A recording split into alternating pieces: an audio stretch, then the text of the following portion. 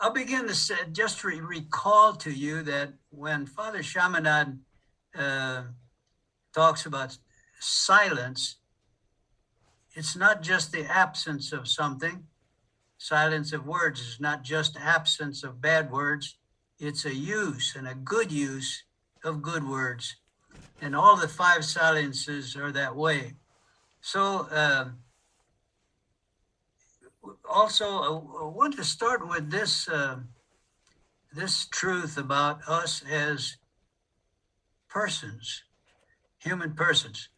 We have a marvelous capacity as human persons to take into ourselves any reality, whatever.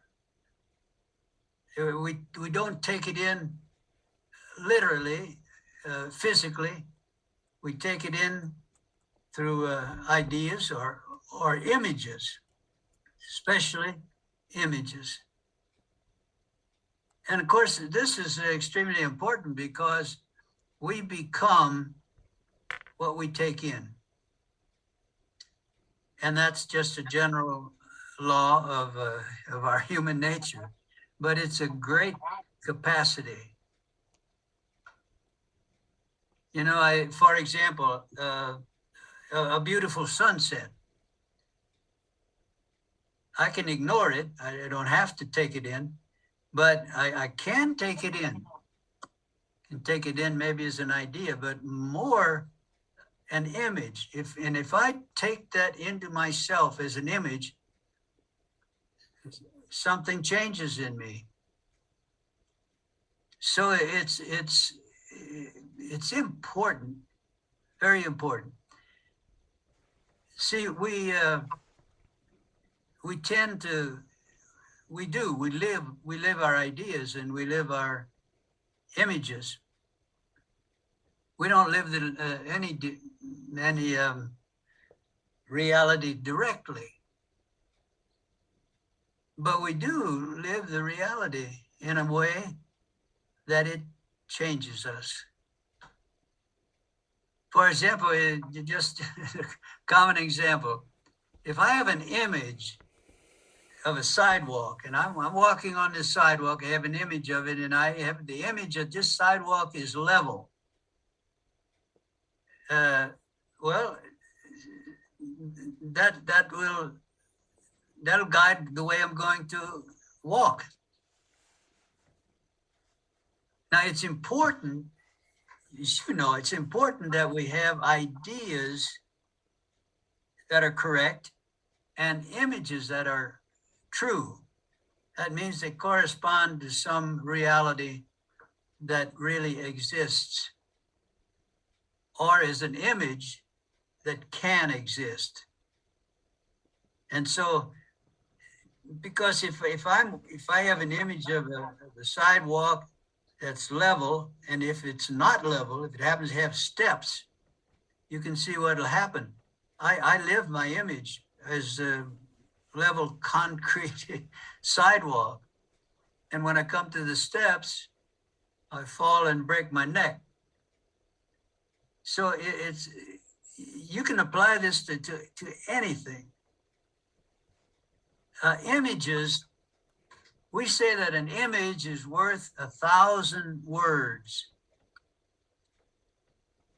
Well, I was very curious about that, and I said, well, why is the image worth 1,000 words? Well, an image, I found out an image, if I take an image into myself, it tends to actualize itself. If I have an image and I keep that image in my mind, I tend to become that. That's what I become. And I thought this was a very interesting idea, and I wondered if it was true. Well, I'll give you two examples that were very clear to me. One is an example is a person here in Querétaro, a young person who was anxious to have his driver's license. He was ready to drive and so on. And so the day came, and he went to driving school. He was a good driver, good chauffeur. But he had a fear of having an accident. Now, if you're afraid of having an accident, you happen to think about that much. And I asked him once, well, you're feared. What do you think about? And he said, well, I think about maybe somebody running into me, or I don't put on my brakes fast enough and I run into someone else, or I run off the road. And well, he had these images. He got his license. Everything went really well for 5 weeks, and he had an accident. You might say, well, sure. If you keep thinking about having an accident, see, what we image tends to realize itself. I'll give you an example of myself. This is recent. Someone took made a little video of our community when it was walking from the chapel to our dining room. Okay, I'm among them, and I saw this video, and you know that old people tend to stoop over. It's just a tendency. Well, I saw this 93-year-old man walking stooped over. I was really shocked. I didn't imagine myself that way, but that was the reality. Now, I didn't like that. And I said, I'm going to see if I can walk straight. Well, I imagined myself walking more erect, sitting more erect. And you know, in a couple of weeks, I was actually walking more erect and sitting more erect. If you have an image, it tends to actualize itself. Now apply this to the spiritual life.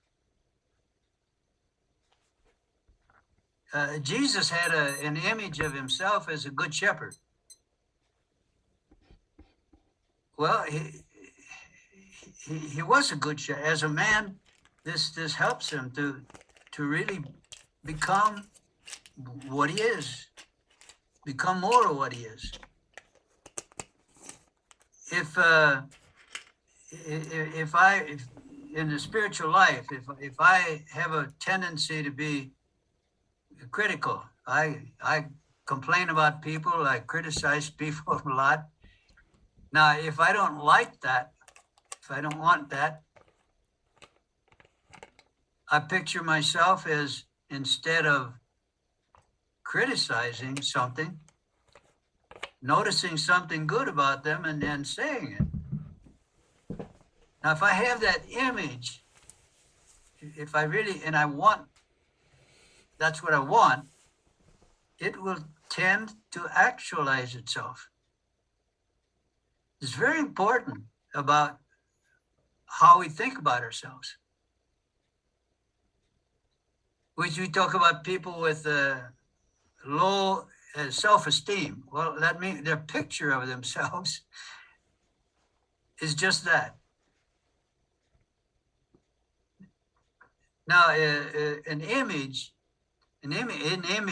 images we have are true if they correspond to a reality or correspond to something that can be real. And that's the great power of an image. So it's really interesting. Just check on yourself, how you think about yourself. You know, if I'm preparing this this presentation, and I think about myself as stuttering all over the place, that's probably what I'm going to do.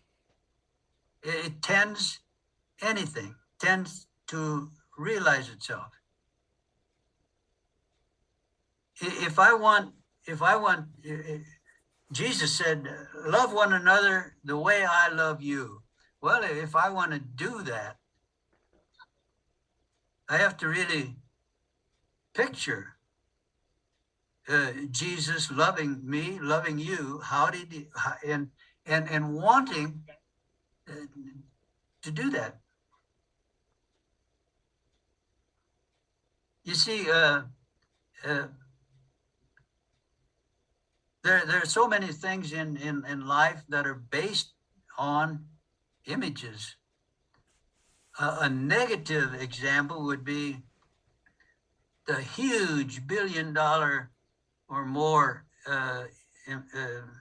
business of pornography. What does pornography do? It puts images in your head. That's all. And then they sell you something. And see, we all have this experience probably. If I have images, sexual images, they tend to actualize themselves. So if I have an image of a sexual image of a woman, I'm going to go in that direction to the pleasure that it brings and so on. Now, if I want to practice silence of the imagination, that woman that I think about, I change that image. Now that's not easy to do, but we can do it. We've got that power. So think about, instead of thinking about her sexually or nude or something, I think about her as a beautiful person, very attractively dressed, and thinking about, imagine we have in a relationship that's really respectful. It's joyful. We share things that are important, and so on. Much has to do with the images that we're living. On the positive side, Father Chaminade said, you cannot live in the presence of Mary very long without taking on her characteristics. Well, what is it to live in the presence of Mary? It's just about you have an image of Mary being with you, or I being with me, or I with her. You have a real image. That image will tend to actualize itself. And so you say, well, okay, well, how do we practice silence of the imagination? Well, just an example. Suppose I say, I don't think I don't live with Mary very much. Think about her. I think about her in prayer, maybe, but in life, I don't. See, I really want to live in the presence of Mary. Well, in the morning, when I start the day, I say, okay, I want to live in the presence of Mary today. Now, I imagine, I have an image of being with Mary. I know I'm going to be doing something during the morning, whatever it is. Imagine now I'm going to do that with Mary. It's an imaginative thing. It can be. It's not fiction. It can be real. It'll actualize itself. Well, okay, I that in the morning. Then I go to work and get busy. So at noon, I take 1 minute for a little examine and say, okay, what was the image I had this morning? Probably the first day I saved, I can't even remember. Well, bring that image back. This afternoon, I'm going to do what I have to do this afternoon with Mary. So before I go to bed, another little examine, and I say, okay, what did I do? And I said, yeah, actually, I thought about Mary being with me, really being with me at one moment this afternoon. Okay, the next morning I do it again. You see, if that image becomes a really living thing in me, the reality will actualize itself. I think that's why Father Chaminade could say, you can't live in the presence of Mary very long without taking on her characteristics. And so so it is with anyone. And that's simply that's the dynamic of the silence of the imagination. Now, I'm sure that every one of you can think of many examples of how this works or can work in our life. And it really is a question of what we see. Silence of the mind, what we put in our mind is what we become. That's what we live. Silence of imagination, it's what we put in our head, the images we have that tend to realize themselves. And see, the silence comes, but what do we want to, well, we want to silence the images that tend to make us live something we don't want. We get rid of the images that lead us to what we don't want. See, if I, for example, if I know someone who I really I say, well, I just don't like him. Well, every time I think about him, I'll have some kind of a negative image. So when I meet him, it's going to be very hard for me to be nice to him. It's just that way. Now you say, yeah, but he's a lousy guy. He's just bad, you know. It's not real. Well, I think Jesus would image him as saying it's not real, but he can convert. He can change. You know, Peter denies Jesus, and Jesus says he can change. You do something that's really bad, and Jesus says you can change. He has an image of you that's good.